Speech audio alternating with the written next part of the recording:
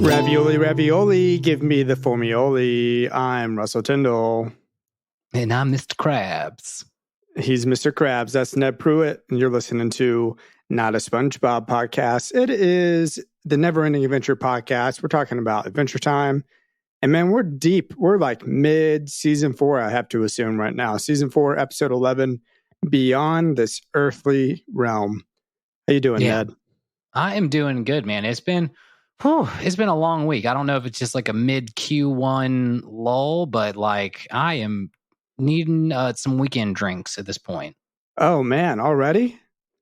Already on a Wednesday night, I need me a Saturday drink. I get it though. I mean, it was Tuesday for me? Yes, so yesterday, right? And I'm sitting there, I'm making dinner. I'm like, wine will go with this. Oh, gosh, I could really do some wine right now. But I resisted. I was like, we'll do that later. Like we have a bottle of wine that we can open up at some point this weekend. And I don't need it to be right now. I know we're going to a ball, dude. We're going to a freaking ball. Have you ever been to a ball? I'm going to a ball. Can you believe that? Can't say I have. No. What kind of ball is this? A Nashville ballet ball? Every pretty girl deserves to go to a ball, Ned. And I'm getting to go What's that from? That's from Yes Man. There's some. It's Yes Man. That's what it is. Yeah. it's Jim Carrey. Every pretty girl deserves to go to a ball as he's getting beaten up. Yeah, man, it is. It's the Nashville Ballet Ball that they have. And I'm going to the after party. I'm not actually getting to go to the ball. I'm a little bummed about that. But it's like $1,000 per person or something crazy. Anyways, I'm getting to go because Allie, of course, works at the ballet or like with that stuff. I don't know. Is that too personal of information? I'm sorry. Well, whatever. Sorry, Allie. Yeah, she's not there as of the time of this recording anymore. She quit just right now, so she's not there. So just right now, we are not going to the ball. No, we're not going to the ball. How cool would that be, though? I would love to go to a ball. But an after party sounds cool. Free drinks. I'm about it. How often do you get that? Like weddings and work parties. Only time I get free drinks or like networking events that not many times in your life. Regardless, the only other big thing that's going on with me is I bought a truck, and I'm very excited about it. Certainly not. Oh so man, if there's we just had a little bit of a break of I think we might be. Well, for big things going on in my life, I bought a truck this weekend, which was a big deal. I've been driving the same car since I was 16 years old, so that is super fun to have like a big boy car now. I say you needed it. I think it was definitely about time, right? Dude, that car was, my old car had like paint chipping. It actually had a broken windshield, had a dent in the roof. Like it was time. It was time. It was a cool car. You had a really dope sports car, but it was time for a new vehicle and a truck guy, Ned. Damn. You're living downtown Atlanta. Do you need a truck? Not living in downtown Atlanta. Dude, you're downtown. Anything in my mind inside the perimeter is downtown Atlanta. It's downtown. Well, I've ended up the last couple of weekends having to do yard work or going to pick something up or needing to help a friend to move a piece of furniture. And I was like, if I'm going to get a new car, I'm going to do something where like, got your money's worth. Time limited. To sell it. I'm just messing. Yeah, man. No, I'm having too much fun with it. That's cool, man. I like trucks. I don't know. I never had one. My sister has one. My dad has one. So grew up around them. But, I love to give people a hard time for owning a truck. I know. Well, it made me really want to review the episode of Adventure Time, the We Fixed a Truck, where Finn, Jacob, Emo, and Banana Man all like find an old pickup truck and they just like spend the whole episode fixing it up and hanging out together. And it's like, it's a really beautiful episode. I was like, that would have been like such a perfect alignment. Well, I'm so glad I can look forward to that one. What is that? That doesn't sound like much is going on. It's like one of the few episodes where we get like some really good Banana Man content. Okay. I do like Banana Man and Weird Al, as we found out recently, right? So that's rad. It was only a few episodes where we actually just figured that out. Yeah. All right. Well, Ned, I want to hear your best Chewbacca, because we start off this episode Beyond This Earthly Realm with Jake and Finn going down some sort of a cavern cave, a mining cave. I'm not really sure what it is. And they're just using dungeon.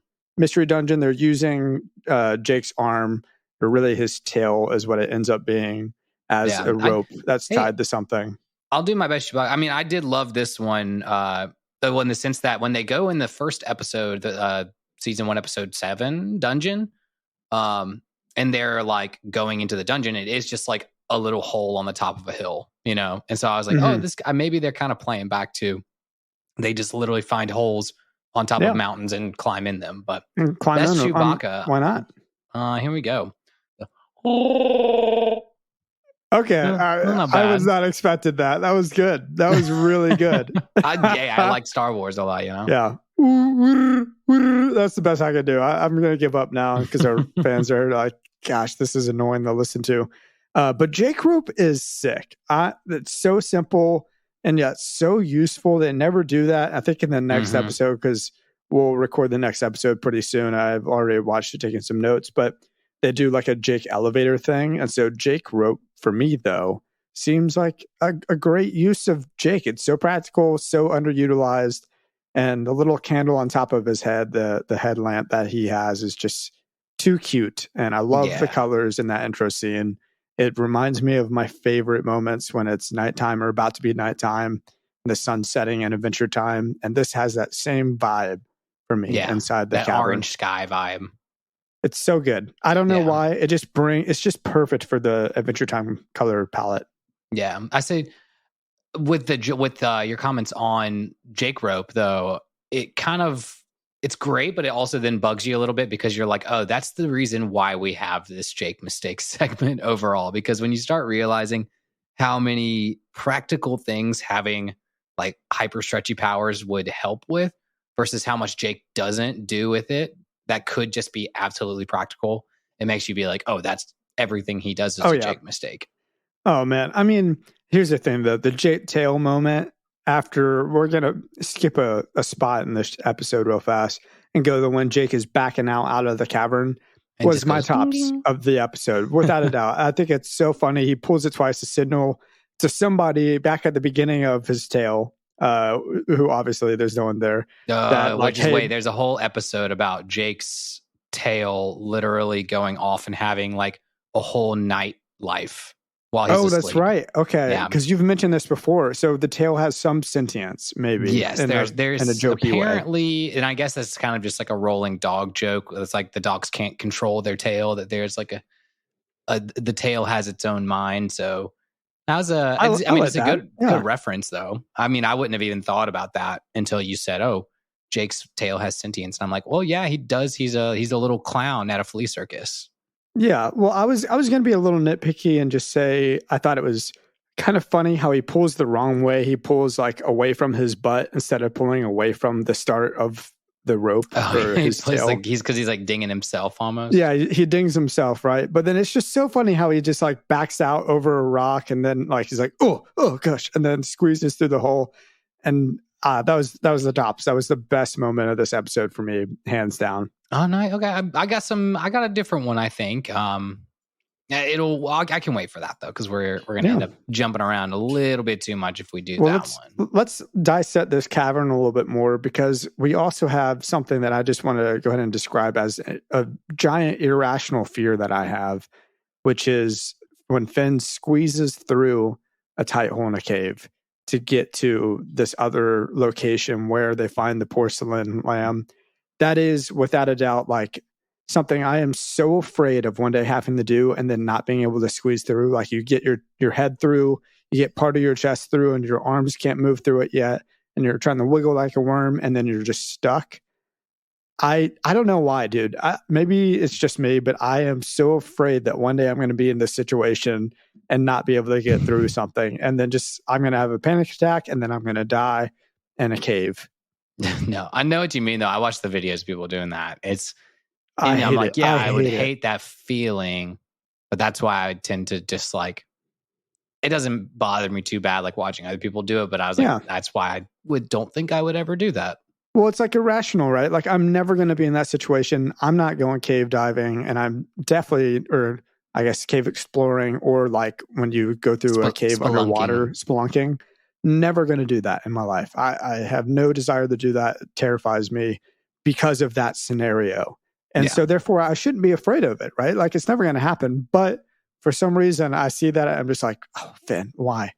Don't do it. You know, like I just don't do it. But hey, it was worth it. We did find a mystery dungeon, which again, I think was always a funny part of the episode of just like, hey, let's go down a hole. And they lo and behold find a mystery dungeon with you might find humans. Who knows? You know, sacred trail. Yeah, you might find humans if you go down, I guess, like weird vaults that are like under tree roots. But I just thought it was funny. I mean, dude, total reference to Aladdin, like the whole like crystal gem on the pedestal that Abu like goes after and touches, and like the whole cave falls apart. So I thought, I mean, like that had to have been an Aladdin reference.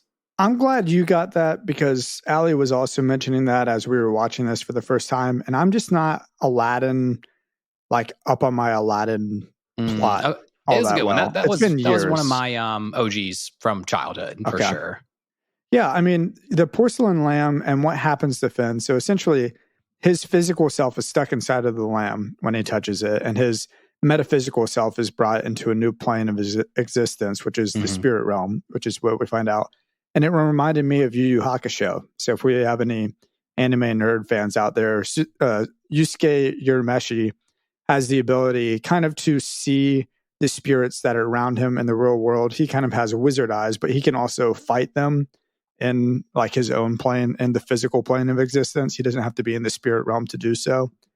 So there is differences, but that's just where my mind went. It was just like, oh, Yusuke, like that's Ice King. Ice King is Yusuke in a sense. No, I thought of it. I was trying to make sense of kind of the spirit realm in this episode in the way that like Ice King can see it because he has wizard eyes. Looked into that. Other wizards, actually, he is the only wizard that has wizard eye powers that we know of. Yeah, which stem from his crown, I'm guessing. Yeah, which stem from either the crown or some form. Like there's the wizard sadness and wizard madness. So maybe some would argue it's either the crown itself or the fact that he's also a wizard. Wizards go crazy in the Adventure Time universe, and I think Ice King's craziness is just accelerated. So maybe this is like the highest plane of wizard madness, is being able to see the spirit realm. He does go a little crazy, right? I mean, he's seen going after a leaf. He's like trying to catch the leaf princess, which he does claim. He's like, I know it's not a princess. I'm not dumb when Finn calls him out. But I don't know, dude. I think you might have been a little nutso there. It's definitely part of my larger lesson and deep thought of this episode is just really the fact that, like, do you not feel slightly more sympathetic towards Ice King now, knowing that he, like, this is something he deals with on the reg? Like, wouldn't you go crazy after a while if you were basically living between two different planes? Yeah, no, I totally am. And though I'm almost regretting it, because the porcelain lamb, I will just say, makes Finn look so gosh dang adorable. He looks so cute as the porcelain lamb. The Ice King's my lovely of this episode. Really? Okay. Yeah, it's you know, he's not really all that relatable. And I'll talk a little bit on how I kind of feel like he is relatable in this episode, and maybe the most relatable in this episode. But you do feel for him for that reason, right? Like, he's constantly seeing these creepy, gross creatures that are like crawling on him, and he can't touch them or get rid of them in any way. It's a nightmare. Like, who would not go insane? It's not only that, but in the sense that he's obviously, I think also I read something online that was like, it's not all necessarily all the time, but it's sometimes he can't control like when he sees the spirit realm and when he doesn't. However, it's kind of like, the fact that he is not constantly talking to spirits all the time, he's not constantly being like, you get off me, it means that he's sane enough to know when something's crawling on him and it's a spirit, but like he's having a conversation with Finn or Jake or something. Yeah, and he can't like act weird or whatever. And he can't act weird because he would just come off as. So maybe there's got to be at least that self-realization of, people will think I'm crazy if I do this one thing. And there's so many things that he does that like should be considered more crazy. Yeah. But he's obviously sane enough to not talk to spirits around other like beings. Yeah. Dude, you just take off your socks? I did. My feet were getting sweaty, dude. Let me see those feet, dude. Oh, gross. I'm just playing. Russell's got a foot thing, guys. No, I certainly don't. But I will say, I'll just go ahead and say why I feel the Ice King is most relatable in this episode. The winter body. We're jumping way ahead. This is toward the end of the episode. I'm like living that life right now, man. Dude, I mean, so he's in his ice suit, right? Jake easily breaks it in their fight. And he says, I got my winter body, like, I wasn't prepared. Like, I was going to start up on the elliptical again, but then I got depressed. And it's just, that's relatable, right? Like, so he's got the winter body. He just wants to have friends other than his pets, which is Gunther and all the other penguins. Mm-hmm. And then he sees spirits everywhere that drive him insane. So super relatable. My spirits are my floaters in my eyeball. I don't know if you have floaters, but I don't have any floaters. They don't happen a lot. It's just when I'm staring at like white papers, like for studying for a test or something like that. Yeah. And then you just see these little things like float by and you're just like, man, get out of here. No, I mean, that was my whole thought about Ice King in general. This whole episode is that like there is one moment, I can't remember. It's when Finn is like chasing him around or something, where he does call him Simon once in this episode. So he does, yeah. It's kind of I would say that's the I'm not sure if Finn's ever really done that on his own accord, like just naturally in an episode with Ice King. So definitely I think that's a big deal. And that's part of, again, like we have this episode centered on Ice King. We have this episode where he's just as crazy. I would say the other crazy ones have been, this one reminded me a lot of Still, when he freezes Finn and Jake pretty much and like forces himself to hang out with them. This one reminded me of that too. But all these episodes, even Princess Monster Wife, honestly, that make him a little bit more relatable, that show you he's crazy, but there's a lot of crazy things going on around him as well that are kind of making him crazier. Yeah. No, it's so true. And yeah, I don't know. He's relatable in this episode. And I do feel for him. I think by this time I've totally like forgiven him for what he did, the Princess Bubblegum, all the way back in season 2 or whatever, right? Like, it's in the past. And we've learned so much about Simon already. So I'm coming around on the Ice King a little bit, I'll be honest. That's good. I mean, that is progress. It only took us 4 seasons and 11 episodes, or three seasons and 11 episodes, when Russell was just, I remember you in the first Ice King episode just shitting on Ice King and being like, he's the worst, he's annoying. And that now it took you almost 90 episodes at this point, close to 90, and he's finally your lovely. Yeah, gosh. I mean, we're on NEA 95, right? Which is pretty insane. I was factoring in our specials, though. He's my lovely, for sure. I can't believe it, but it's true. It's the case in this episode, and he does a good job. I think it's a little funny, though, when he does have that moment with Gunther, where he's just like, Finn's there, but Gunther has no idea that Finn is there. And this was also a big laugh for me. He's like, can't you see him hanging with Finn? Gunther, of course, replies, wah, or wah, wah. And then he says, I know I say that a lot, but this time it's true. It was just so funny, man. I don't know. Like, I feel for him. I do. I really do feel for him. Yeah, and that was kind of my thing of this episode. But he's still so annoying, and I think there's way more redeeming Simon moments in the show. So like overall, like that's why like this episode's good. It's fun. It reminded me very, very much of Still meets like Princess Monster Wife. So conceptually speaking, I was kind of like, yeah, that was like a burner episode for me. But I'd say for my lovely of the episode itself, I had like, because you already see it coming, it's got to be BMO. Oh, BMO is phenomenal. And on that final note, I think that is a good time for us to take a quick breather and a quick break. So we'll be right back, folks. Go by Compass Castle, you dingus. It's great. He's a stick man. He has a sword or a stick weapon or something. It's probably a sword. I don't know. he's crosses drawbridges and has got some major bloodlust, like pew pew pew, gotta get him, plus co-op mode. Bet you haven't done that or enjoyed it since you were like 7. Watch your big brother play. He was playing Final Fantasy or Mario 64 or some shit, and I don't know, man. And when he gave you the unplugged controller and said, "Here, take it, play, have fun," or whatever, you dingus. So, Copy's Castle, it's a game. Get it on Sega. And welcome back, everybody. We have a fun little first time here on Neverending Adventure. 95 episodes in, and we have never had a technical difficulty before. And we pretty much, if you thought that ad break was at a weird time, it was because we lost Wi-Fi during that first recording. And we were actually picking it up, what was it? 2 days later, we're going to finish this episode. So if we're doing like a Saturday recording, that's so weird for us. And I'm excited. I feel energized. I woke up. I went to the gym. Like, it's a new day. We're not recording after work, which is nice. So I'm excited to get into this. Yeah. So, well, disclaimer too, if we duplicate talking about anything, apologies for that. And if we miss any big points, it's probably just because we're a little kerfluffled at this point. So enjoy to the best of your ability. I'm trying to figure out like what the best way to start this is. And I know you we talked a little bit about lovelies. Do you want to talk about your lovely for a moment, maybe? Well, I'd mentioned it was farting BMO. Farting BMO was great. Yeah. I mean, he's so cute.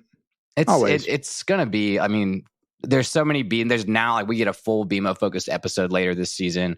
BMO's gonna be like the lovely, absolutely. So excited for that. Yes, it's gonna be great, and it's ranked as one of the top ones. But this one, if we were talking about getting back into it, I did want to take a moment and pause. I know we were kind of walking through this episode. We had kind of gotten into the spirit realm. We got into a little bit of like Finn helping him put back the spirit demons, whatever we want to call them.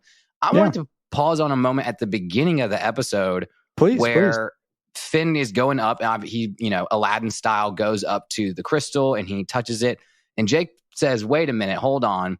What if this has some sort of like sacred implication?" And Finn goes, "I want it for my sacred bathroom." And in general, because we've seen that, they got hella loot and they want to, like spend all their loot. And there's a different episode later where they go shopping, where they pretty much have to go spend all their loot. Yes, that's like also the best part of D&D for me is when you get to go to the shops and like spend the money that the DM was just like, yeah, I guess y'all all have like 40 gold pieces for some reason. Well, this one, I mean, but in this, this is a empty dungeon and there is a porcelain lamb just sitting on a pedestal. Obviously, you think that would be like, to Jake's point, there's something weird about this. It's sacred, it's evil, it's cursed, whatever. Yeah, something's up. In his mind is just like, I want to stick it in our bathroom. And I'm like, dude, he is getting so either like, is it greedy? Is it overzealous? Is it like, I've defeated all these dungeons before and like nothing's defeated me? And like, because dude, if Jake wasn't around, like think about that.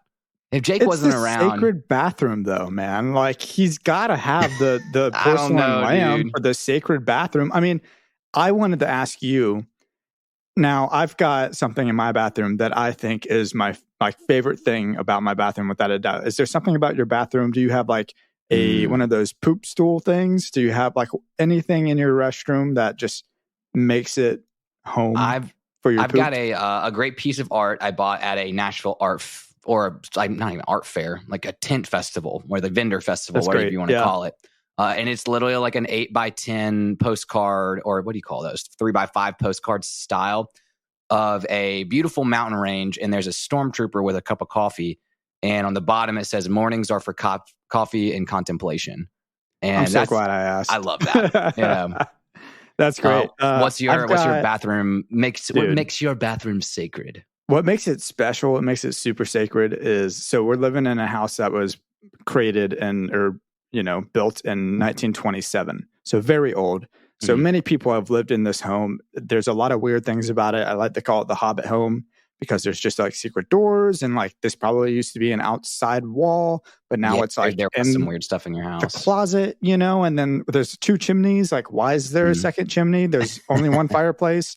So in the bathroom, there is a metal handle right next to the toilet, which clearly was for some elderly person to help sit down and stand up. But man, when you're at war, when you're battling it out in the bathroom, that handle is just the perfect thing to just grab onto just for dear life. And that is without a doubt my favorite thing in my restroom. Doing some Taco Bell, like post Taco Bell fights in your bathroom, like always getting that extra leverage up on the poops. I don't have IBS that I know of, but if there was ever like, it's kind of like how I feel like I don't have like, what is it, obsessive compulsive disorder or whatever by any means, OCD, but like I kind of have a self-diagnosed like thing about it where sometimes I feel like, I could talk to someone about this maybe and just see, but no, I which I don't, I'm not going to play it up in my head, but certainly I have stomach issues, and that handle is just so dang good, dude. It is what makes the Tyndall bathroom sacred. But it is certainly. To all our listeners, that actually get a handle. That's dude, great recommendation. Poop handle. Get a poop handle. Leveraging poop.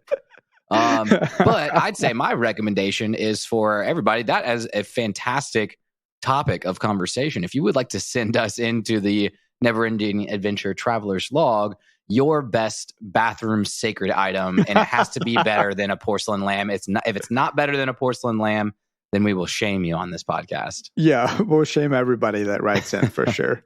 Well, that's great. Anyways, I was curious, man. I mean, little tangent, not that we tangent very often in this podcast. And also to your point of BMO being your lovely, I had a really cool moment right there when BMO's farting, right? And they're just kind of goofing around, and there's all these spirits, and Finn sitting next to Jake, and it's just like, yeah, man, I would love for you to figure out how to get me out of this stupid like spirit realm. They go like, what if we do all of Finn's favorite stuff, like his favorite things? And the next thing they do outside of BMO farting, which is adorable, they're like, let's sing his favorite song, the Three Baby Spiders Itsy song, Bitsy right? Spider like knockoff, yeah, totally. But I loved the melody. The only other line you get to hear is the rain came down and it was no fun, and just the way it's like in a minor key, I'm sure. I don't know. I'm not melodic. I play drums. Wait until you hear the there is an episode with Jerome in the future. And yes, thank you. Somebody corrected me, and it is Jerome. I kept messing that up. In the future, where he has to actually play this kid song to like keep a demon trapped in the basement, basically. And that kid song is this whole like Boo Boo Sousa song. And I can't wait to get to that episode, because in terms of like little childish songs, that takes the Boo Boo Sousa takes the cake. This one's a good second. Well, the rain came down and it was no fun. It's so good. And the spirits are just laughing at Finn, and he's just like, no, what? Okay. Like, listen to this since I was 2. And then he tries to kick BMO.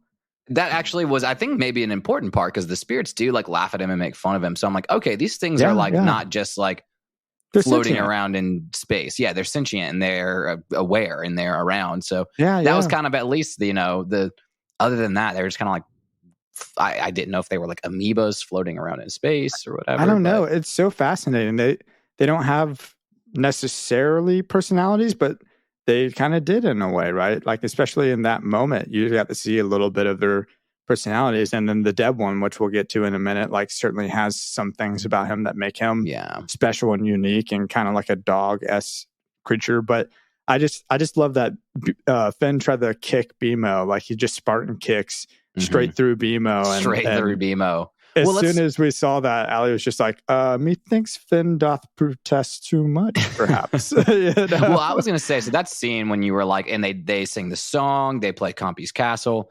That was my Jake mistake of the episode. So like, Compy's Castle? No, not Compy's Castle specifically. It's kind of just how Jake handles the situation. It is the most like Jake-ism of this episode to just like chill out with the porcelain lamb and like, let's put a video game controller.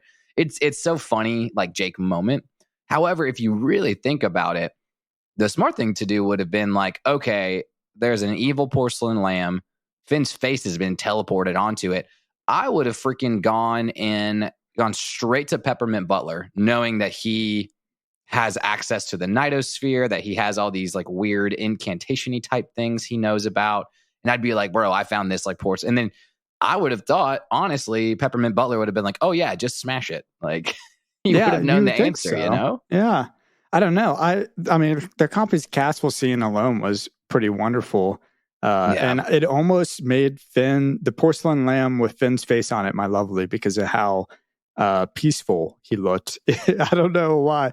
He's just so peaceful as a porcelain you lamb. had mentioned that like did I Finn's mention face that on last there. time? Yeah, you had mentioned that Finn's face on there was very it's just so like great. Peace and calm and artsy and Also, Compy's got major bloodlust, and that's just the best. That video game just being like 15 steps below Mario, and that there's a bloodlust meter on there. It's like, there's like it's an early arcade game, right, with just a joystick and a button.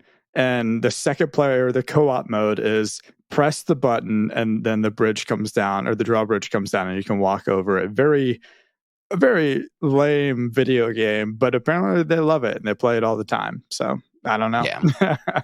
I don't know.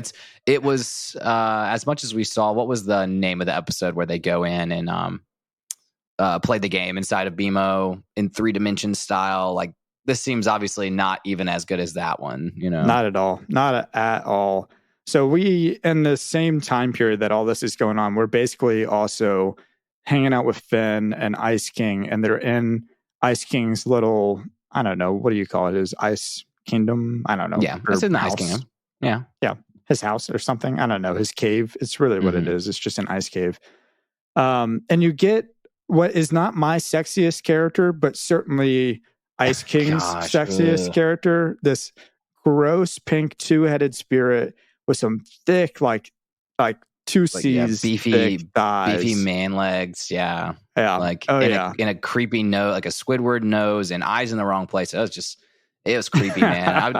I would say He's backup like, lovely for me. I don't do anything with it. I just not her, but the backup lovely for me was the little, I like to call him the peanut butter and jelly spirit, when he's like gross.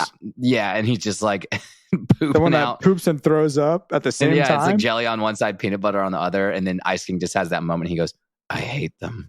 Yeah, I hate them too. Funny, Ice King. I get it, man. That blows.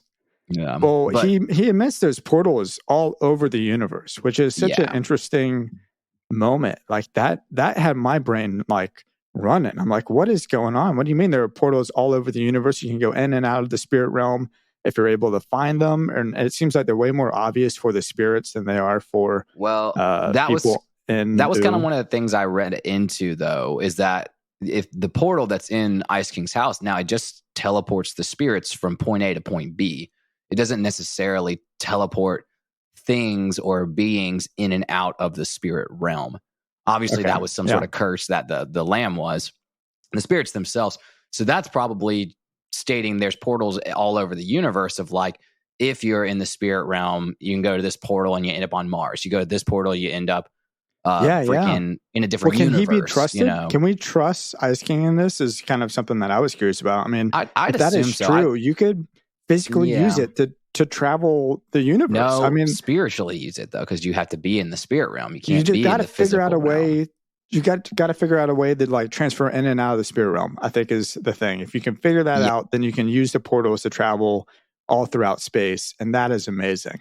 Yeah. Well, whoever placed the lamb there obviously was that kind of like knew that power, knew how to do something about shifting, being out of the physical world too and into the spirit world. It does make me wonder, does the Lich know about these portals? Is he ever going to try and use them in any sort of a way? Not the spirit portals, but part of it has to kind of be involved. The Lich is involved in some sort of way, because if you see that at the beginning of season 2, end of season 1, and with Mortal Folly and Mortal Recoil, we hear about Ice King's wizard eyes for the first time when he was like, after Princess Bubblegum fell in the Lich's well of green goop, he saw a spirit come out of the well and into Princess Bubblegum, and he was the only one that saw that. So that's how the Lich did possess Princess Bubblegum, was being on some sort of like in the realm of this spirit realm. That's fascinating. I mean, I wonder if the snail has figured out. That's such a silly, theoretically speaking. I'm not even going to put that into the universe. Well, it's almost the like snail figured out how to use them. That's have to almost. It's true though, but like think about like, okay, we defeated the Lich and Finn yanked a the sweater through his eye sockets and blew up the Lich's physical body. But that means that the Lich itself is, I think, a spiritual being that can possess, is powerful enough to possess things in the physical world. So in theory, if Finn had stayed in the spirit world for long enough, maybe he could have begun to possess things. Yeah. We need to talk, or Finn needs to talk to Ice King about this, because I would love to hear more and more about the spirit realm and how that plays into things. I mean, he gives him some very vague and obviously fake, because it's his ploy to have a new best friend that Finn has to hang out with him because he can't talk to anybody else. And the spirits are obviously weirdos, right? So yeah. He's just like, yeah, I don't know. I mean, take this thing, put it in a hole, or take all these things, put them in a hole, and then plug it up with that other thing. It's super vague. The first time I watched it, I was like, what did he even just say? Until I realized what Finn's next actions were. Yeah. It was kind of all over the place. But, moyo, falaloy. I love that. A child of man who touched the lamb is soon to be my new best friend. All to me, can't you see? I will never set him free. I was like, oh, you for sure have this written down, don't you? I had to. That is such a good moment for Ice King. He's just jumping on the bed with like Gunter and some other penguin. I was so curious. I was like, why is this a scene? And I didn't know until I read into it. I don't really know the whole story or whatever of Rumpelstiltskin, but that's a reference to that actually the knight discovers the troll's plan when he like overhears him singing a song of joy. And so that's a total Rumpelstiltskin reference, which is just bizarre. I was like, okay, what a random moment to throw Rumpelstiltskin in there. For us, though, like that is also the moment where Finn calls him Simon for the first time, maybe ever, right? Where'd you go, Simon? Yeah, we had mentioned that in our first half, but it was that moment where he does mention that like it's Simon for the first time. And I like I said, that's a huge moment in the show that he now can see Ice King. And he sees Simon in Ice King, really. Did you have a favorite spirit? Oh, well, you just said, right? Your favorite spirit was the two-headed dog. Yeah, I call it the peanut butter spirit or peanut butter jelly spirit. I kind of like the Neversoft eyeball from the Tony Hawk Pro Skater intros. I didn't even think about that, but you're totally right. It is the Neversoft. Like, for those of you guys who don't know, it's essentially all those Tony Hawk games were made by Neversoft, and their logo was just like pretty much that exact same just spirit eye. Gross eyeball with veins coming off of the back of it, you know, where it connects. Yeah, it's interesting, right? But that was so fascinating. And he throws it in the toilet, right? And then, of course, you get the worst, my most punchable character, the dead one, who's walking around spitting out these yellow blob heads. The dead one seemed way more like a Knight of Sphere character, than a Spirit Realm character, in my opinion. So freaky. I totally agree. You're spot on with that. I mean, it is so gross when Finn sees it throw up one of the yellow blob heads and is just like, ew, gross. You know, like I was doing the same thing. I was reacting the same way Finn did. It was disturbing. Well, and it was kind of interesting. It's very funny that I noticed that Finn did get teleported to the spirit realm with his demon blood sword. He tries to use the demon blood sword on the spirit, but it splits and then it smashes in his face. So I was kind of like, I just would still think that a spirit realm demon blood sword would have the ability to kill even those little dead guys' heads that he was pooping out of his mouth. I don't know. I just was like, man, I want the demon blood sword to be so OP though. That's just my problem. It doesn't stick out to me as my favorite sword. I don't know why. There's definitely some better ones that are coming up. For sure better ones, but this is it's a good story of the sword. There's a good episode pretty much later on that's all sword related too. So that's okay. I'm not going to spoil anything for you there. Well, I'll wait for that and I'll be excited for that. And, Finn and Jake are just kind of doing their thing, man. They're hanging out. And in that moment when Ice King kind of foils his plan and he's just like, oh, no. Or what is it that Finn says? Where he's like, I'm going to go unplug the hole. Yeah, he's just like, oh, my plan. All right, well, I'm just going to go unplug the hole. And then immediately Ice King goes, okay, never mind. This is how you got to do it. Let's go, hang out with Jake for a minute. And break this lamb for you. But yeah.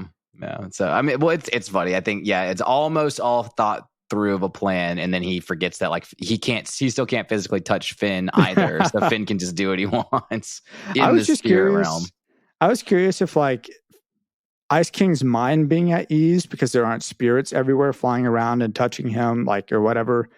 Would that change Ice King? Would he be able to think more thoroughly? Would he be a better person? I mean, I would say there would be like moments of it, and this would happen, I think, at any point. And we'll see it later on this season. I actually pulled it up right now. There is an episode 25 of this season. It's called I Remember You. It's about Marcy and Simon, and I will not ruin or spoil any more behind that. But there is a moment where she is it's the first time in the show we see somebody really trying with the Ice King to be like, I want to hang out with you. I want to be around you. And he just keeps slipping back. So I think regardless of the spirits in the spirit realm, if Finn hung out with him, no other spirit realm spirits around, it would be progress, backslide with him. And it would still just drive Finn nuts, you know? Yeah, I gotcha. And, you know, Ice King at his most insane moments even has a fourth wall break in this episode. Yeah, I would want to talk about that one. Dude, talking straight into the screen. I mean, do you have it written down what he says? Not word for word, but he basically says that, you know, behind these pixels in every home, us watching us through a one-way mirror. Yeah. He's so clever. Like, it's pretty great. Yeah. Can you pull back the veil of static and reach into the source of all being? Yeah. Which I guess we are the source of, and that's kind of very much like a little meta. It's meta. Well, and then like Rick and Morty explains that better of like, oh, like Rick knows that the universe he lives in is being written and created by a bunch of TV writers. So that's part of his whole like fuck it mentality. Is that he knows his universe is just a TV show. Yeah. And also that's kind of like, yeah. This is not a Rick and Morty podcast, but there is that really awesome episode where he has the battery, right? That is also a universe, and he built it just to power his car, right? And then it gets deeper and deeper. Yeah. That first season, the first two seasons are really fantastic. Right. Anyways, no tangents, Adventure Time only. My lovely was Ice King this episode, but truly my lovely in a way should have just been Tom Kenny, because he is phenomenal in this episode. I think part of what sold me on Ice King this episode is how dynamic his voice is and how he's just all over the place. And I was like, how does he do this and not go in and out of SpongeBob at moments when he's, you know, because he's breaking his voice is like, you know, when you're a teenager or whatever, and he's like, he's cracking his voice, like cracking on his purpose. voice and constantly when he does like big laughs and he's like, yeah, like, how does he not go to SpongeBob? Like, it just blows my mind. I mean, maybe voice actors, they just have this thing about them where they can do that. If you can make a career off of it, you got to be good at it. And people, I mean, this is well trained. So good. Yeah, but you are right that there's the Ice King itself, that voice and that character is not too many, like, you know, whatever panels of like what your voice dynamic can be, it's not too far away from the SpongeBob one too. So yeah, maybe if we ever get Tom Kenny on this podcast, he can explain to us how many times he actually broke Ice King character and went to SpongeBob accidentally. Maybe in like the first season or something. Who knows, man? But it's good. It's great. Another note on Ice King, and just kind of we're getting to that point in the episode where not only he traps Finn, and we see that, and when Finn's like, okay, I've just spoiled your plan, he does go actually back to help Finn. And I think in his mind, he's like, okay, if I help him, this will better our friendship. And I'm going to go put on this ice suit and go smash the thing.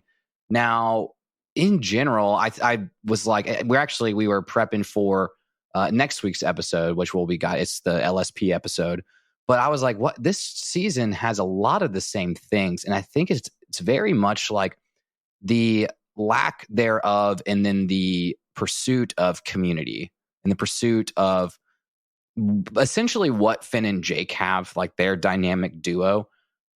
You've got the Web Weirdos episode where they're trying to repair their relationship. You've got In Your Footsteps, where the bear is copying Finn. He doesn't have anybody. You've got Princess Monster Wife, where even more than this episode, Ice King is lonely. He's on the pursuit of just somebody. This one, where Ice King is just trapping Finn in a spirit realm just to be around him. And this, I'm kind of looking, there's a lot of moments in this season. I'd say half of them are a search and a hunt for community and how important that is. And it drives people crazy when they don't have anyone. And that's why people either lean on or idolize Finn and Jake, is that they've nailed that. And everybody's jealous of it and everybody wants what they have. And then on the flip side of that, it's a hunt for purpose. Like, what's your purpose? We'll get into that more next week. And I'm like looking at some other future episodes as well. But yeah, I'd say that's just a very common thread through this season of that, like, what we want, what Finn and Jake have, and people want to be around them because they may have a bad community or lack thereof, you know? Yeah. I mean, Finn, certainly in the next episode, we hear Turtle Princess mention him as the White Knight. Like, he's got quite the reputation in the Candy Kingdom. You know, people see the charisma, and I mean, we have an interesting realization at the end of next episode with LSP, where she figures out, you know, what's so special about Finn all along. And I don't know. I'm excited and not at all excited to talk about next week's episode.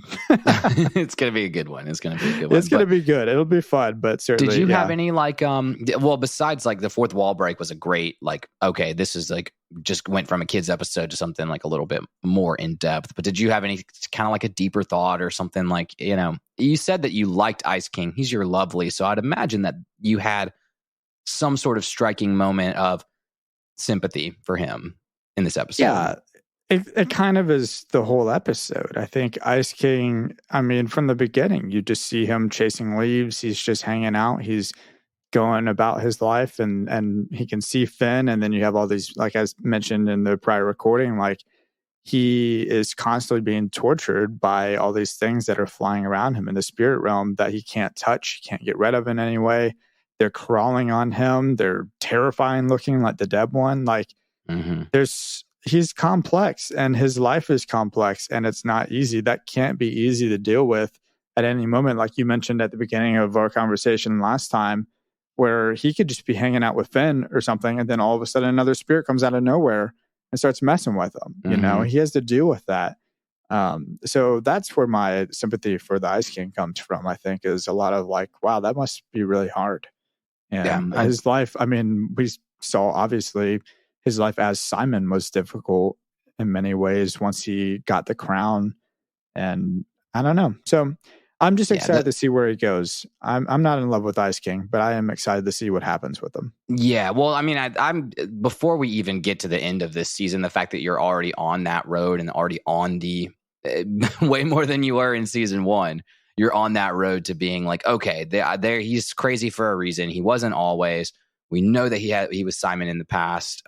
What happened to him? And that's all. You're in the right emotional state to get the full story of what's going to happen too. So I'm very excited. But dude, that was my last like deep note. Yeah, I got some beef with this episode. I gotta say. Okay, what's the beef? So my beef, actually, maybe it's more with Adventure Time. I'm confused. I don't know where we're going with the non-Earth locations. There are so many of them, and it doesn't make any sense. I was thinking about that. We've got the Dead Worlds, right? We've got the Nightosphere, the Spirit Realm. Not to mention, we've got the Crystal Dimension. We have Lumpy Space, and wherever Glob lives, I'm sure there's another place. Like, pick a lane is what I'm trying to get at. Like, where are we going? They are purposefully in this lane for a reason. There's literally just so many. Wait till episode 26 of this season. Okay. And how that leads into episodes 1 and 2 of next season, season 5, and it'll all make sense. And I'll look forward to it. But for now, I'm beefing a little bit with Adventure Time because it just feels like we have way too many things going on. And I know it's for the sake of creativity right now, and like, oh, we can make a story about this thing, and this is a cool dynamic. And then all of a sudden, like, we lost Tree Trunks. Where did she go? She was touching a crystal. Maybe she went to the crystal dimension. Like, and then somehow they have to explain that. Maybe I don't know, but it just feels a little convoluted at the moment. Mm-hmm. Well, it's convoluted more. I mean, because they aren't addressing it openly up front, but in other shows and other programs, animes and Rick and Morty and stuff, the whole like multiverse thing, if it's explained and told and I just addressed up front, we're like, whoa, they're so clever and that amazing. Adventure Time, they're doing it. They're doing it right now. Obviously, I think Lumpy Space is absolutely totally different dimension. Obviously, Crystal Dimension is different dimension. The Spirit Realm is somewhat of a different dimension. It's like one of those dimensions that's overlapping your own, like a veiled overlap of your own dimension. So it's just not been addressed yet. And once they do address it, it opens up. It kind of opens up your mind to being like, oh, this is a very clever show, not just for the sake of a fun little adventure. We're going to open up a crystal dimension and we're going to open up this dimension. Like they explain it all basically. Okay. Well, I'll wait for that to happen, but yeah, I'm excited for it. Yeah, keep your beef right now. That's good. It's good beef to have. It's my beef right now. I'd say my only beef with this episode specifically is that I would have loved to have seen more of Jake and BMO trying to figure out how to get Finn out. Because there is the moment where Finn gets all the creatures in there and then Ice King's like, oh, wait, there's one more. And then he gets the eyeball and he's like, oh, wait, there's one more. And I'm like, okay, they were just like dragging this out a little bit too long. So that was my beef. He's pretty much the worst. he's just constantly just like, oh, yeah, there's another terrible one. Exactly. It's like, oh, yeah, there's an extra one. They could have done the dead one and him be like, oh, yeah, and there's one more. Yeah. What is your lesson for this episode? Never trust anyone that says "omio moi ofololoi." Just don't trust them. Okay. All right. And man, it's honestly the deeper one in my lessons bucket is to be more sympathetic towards people that you don't understand and that you kind of keep at arm's distance because you're like, they're weird or they, I've never. Then when you kind of have that moment with them where you start dealing with or you see the stuff that they're dealing with, the things that maybe make them quirky or maybe make them weird or shaped them into the person that they are today, just be sympathetic up front. Like automatically assume that, like, don't assume that people are just like, oh, you're just weird. Like, because you are, be like, dude, you had this whole series of circumstances of your past and your present that are shaping you. And just kind of like you now have some more sympathy towards the Ice King. But for us, like, we should be that way with people in society. That when you have people that are weird or piss you off or you have bad sales calls with, to be like that person's got something going on that's making them the way they are, Yeah, that's my lesson. That's good. I like it. Well, mine's also super deep and introspective and the opposite of that. Sorry. I went to the gym, so my brain is mush right now. His brain's pumped full of protein powder. It's a little bit of mush, a little bit of protein powder, a little bit of walking the dog, a little bit of testosterone, bro. Anyways, my lesson is when the mushroom war happens, video games are really going to take a hit. Yeah, because that just seems to be like my biggest takeaway from this episode for some reason. Yeah, if Finn's favorite game is Compy's Castle, we gotta say Finn's needs to up his BMO needs to up the video it's game. Like Pong, game. Like they're basically playing like a worse game than Pong, which is wild to me. Which Pong's fine, but yeah, not very good. Pong was huge when it came out too. So of course, BMO can only make better games. I think Pong was the very first video game. Yeah, it was. And people loved it. So I don't know. Maybe BMO will practice. BMO will grow and learn, and BMO will be a PS5 level video game machine by the time that Finn's an adult. Oh man. Oh dude, this a little bit of a tangent. Did you ever play Jet Moto as a kid? No, I don't think so. Oh my gosh. All right. Well, if I was for years now, I've been trying to think of there was this jet ski wave runner game from my childhood. And there's one that's really popular on N64 that, everyone's like, oh, this is the best one, whatever. I think it was on PlayStation. I think I know what you're talking about, except for I only played the ones that were in like the pizza parlors and it was like actually like the physical wheel. That might be the same thing. So Jet Moto though is like wave runners or basically jet skis, but like extreme, and you're like jumping off of bridges and like doing all these stunts and stuff. And it's a racing game. But anyways, I recently connected with one of my childhood best friends, like my like next door neighbor, like brother character guy. Bro, I'm pulling this up on Images. I wish we kind of had the visual element here to show you guys. Like, I think I for sure rented that one when you would go to like Blockbuster and like rent video games for the weekend. Yeah. I for sure rented this one time. I've been trying to think of this freaking game for like 10 years now, and then just ran into my buddy and I was like, hey man, like what was that game that we used to play so much as kids? And he's like, oh, Jet Moto. And I was like, what? I should have just texted you like this whole time. So anyways, not my rec, but pretty great. My rec is actually go get massages. Me and Allie did our couples massage that I told y'all about forever ago. A little awkward, little weird, but also really fun. Really good time. How long was it?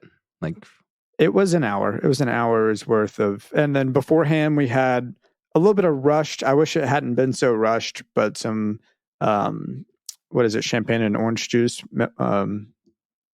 mimosa. Jeez. Mimosas. And then y'all didn't just get massages. Y'all was like being fancy. Dude, and then we ate chocolates afterwards. Damn, I mean, it was like a fun little like couple. Is this like a late Valentine's Day present or something? It was like a late Christmas present. I love it. You know, we did it big. I mean, we ended up spending the whole day together, and there were plans that I could have gone to later that night, but I was like, let's just enjoy our time together. So we spent all day hanging out, and it was really special and really fun. Yeah, that's good, man. I'm glad to hear it. I feel like y'all deserve that every once in a while, and days to spend together where you're not just playing Pokemon Go either. Exactly. I mean, well, we do other things, which is a great day. I'm not ripping on that day. We do other things. It's nice to be bougie every once in a while. Yeah. Well, what's your rec? You got a rec? My rec? I mean, dude, it is Domino's Pizza. Oh my stars! I eat a Domino's Pizza maybe once a year. Like, it's not very often. There's pizza. Local pizza places. You could say Atlanta, you eat it everywhere. more than that. It's okay. Just say you have it more than once a year. Every time I eat it, it is like significantly better than the last time I ate it. And I was loving Domino's back in college, and I had one last night, and it could have been just the fact that it was like after the bars and like late night. We put some hot honey on it, put some like jalapeno hot sauce on it. But oh my stars, they had the crust consistency, the seasoning, the cheese. This is not a paid advertisement, I'm guaranteeing you. But dude, a Domino's Pizza, I will probably still only get one in every blue moon or so. No shame in Domino's. They got the $7.99 large 3-topping pizza online. Do that. That's amazing. Why not? It's so cheap. It sounds like such a paid advertisement. Easy. I know, right? We're just gushing. I just got a crush on Domino's, not a paid advertisement. I love it. But that's my recommendation. They could be a terrible company, but that $7.99 deal is wild.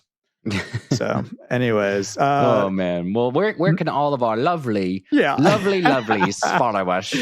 Yeah, thank y'all so much for hanging out. If you're still around, this is a fun episode to revisit for a second time, talking to Ned about it. And y'all can, of course, go review us, and we'll send some stickers. I just sent my 36th one, which is really exciting. We've sent out 36 stickers to people that have reviewed us on Apple Podcasts and or Spotify. But really, if you could do Apple Podcasts or iTunes, it helps so much. That would be incredible. You can check us out on Instagram at Neverending Adventure Podcast, TikTok at Neverending Adventure Cast, Twitter at NEA_podcast. Email us your thoughts, your opinions. Get on the Traveler's Log. I want more Traveler's Log segments at nea.travelerslog@gmail.com. And yeah, we just really appreciate it, y'all. Thank you so much for being around for another week, and we'll see y'all next Tuesday. Oh, I love that you guys. Party forever.